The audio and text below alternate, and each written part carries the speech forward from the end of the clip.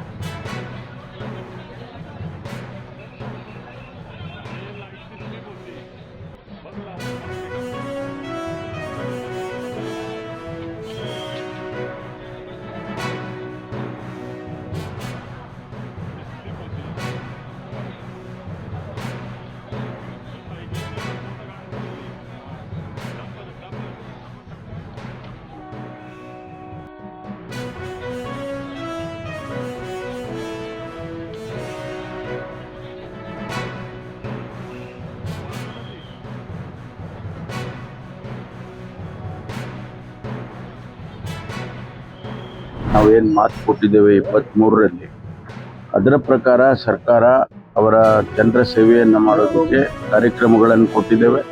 ಅವೆಲ್ಲವನ್ನು ಕೂಡ ಅನುಷ್ಠಾನ ಮಾಡ್ತೇವೆ. ನಾವು ದೆಹಲಿಗೆ ಹೋಗ್ತಾ ಇದ್ದೀರಾ? ನಾನು ಡೆಲ್ಲಿಗೆ ಹೋಗ್ತಾ ಇಲ್ಲ.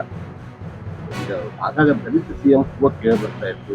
ಸಿದ್ದರಾಮಯ್ಯ ಅವ್ರ ನಂತರ ಏನಾದ್ರು ಜನಾಭಿಪ್ರಾಯ ಅವರವರ ಪ್ರೀತಿ ವಿಶ್ವಾಸಕ್ಕೆ ಅವ್ರು ಮಾತಾಡ್ತಾರೆ. ಆದರೆ ನಮ್ಮ ಕಾಂಗ್ರೆಸ್ ಪಕ್ಷದಲ್ಲಿ ಹೈಕಮಾಂಡ್ನವರು ಅದೆಲ್ಲವನ್ನು ಗಮನಿಸಿ ತೀರ್ಮಾನ ತಗೊಳ್ತಾರೆ. ಡಿ ಕೆ ಶಿವಕುಮಾರ್ ಅಭಿಮಾನಿಗಳು ಅವರೆಲ್ಲ ಬರ್ಡೇ ಗಿಫ್ಟ್ಗೆ ಕಾಯ್ತಾ ಇದ್ದಾರೆ. ಏನಾದ್ರು ಗಿಫ್ಟ್ ಸಿಗ್ಬೋದು ಹೈಕಮಾಂಡ್ ಸರ್? ಅದೇ ಹೇಳಿದ್ನಲ್ಲ, ಹೈಕಮಾಂಡ್ನವರು ತೀರ್ಮಾನ ಮಾಡಿದ್ರೆ ಆ ತೀರ್ಮಾನ ನಾವೆಲ್ಲ ಒಪ್ಕೊಳ್ತೀವಲ್ಲ. ಯಾವುದೇ ತೀರ್ಮಾನ ಹೈಕಮಾಂಡ್ ಮಾಡಿದರೆ ಪ್ರತಿಯೊಬ್ಬ ಕಾಂಗ್ರೆಸ್ಸಿಗೂ ಕೂಡ ಒಪ್ಕೊಳ್ತಾನೆ. ಕಳೆದ ಒಂದು 8 ತಿಂಗಳಿಂದ ಗೊಂದಲ ನಡೀತಾ ಇದೆ. ಹಂಗೆ ಗೊಂದಲ ಏನಿಲ್ಲ. ಸಾರ್ವಜನಿಕವಾಗಿ ಅವರು ಅಲ್ಲಿ ಒಬ್ಬರು ಇಲ್ಲಿ ಒಬ್ಬರು ಅಭಿಮಾನಿಗಳು ಮಾತಾಡ್ತಾರೆ, ಅವರ ಸ್ಟೇಟ್ಮೆಂಟ್ಗಳು ಕೊಡ್ತಾರೆ, ಬಿಟ್ಟರೆ ಗೊಂದಲ ಏನಿಲ್ಲ. ಸರ್ಕಾರ ನಡೀತಾ ಇಲ್ವಾ? ಆಡಳಿತ ನಡೀತಾ ಇಲ್ವಾ?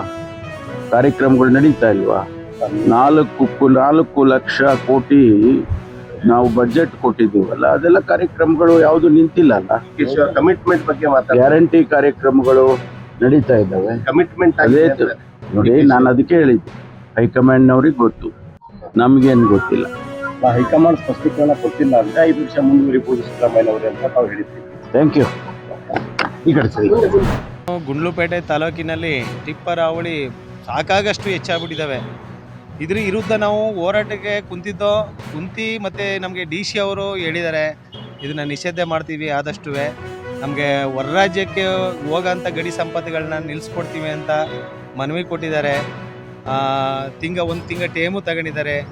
ಆದರೂ ಕೂಡ ಈಗ ಟಿಪ್ಪರ್ ಹಾವಳಿ ಇನ್ನೂ ಹೆಚ್ಚಿನ ಸಂಖ್ಯೆಯಲ್ಲಿ ಹೋರಾಡ್ತಾ ಇದ್ದಾವೆ ಗುಂಡ್ಲುಪೇಟೆ ತಾಲೂಕಲ್ಲಿ.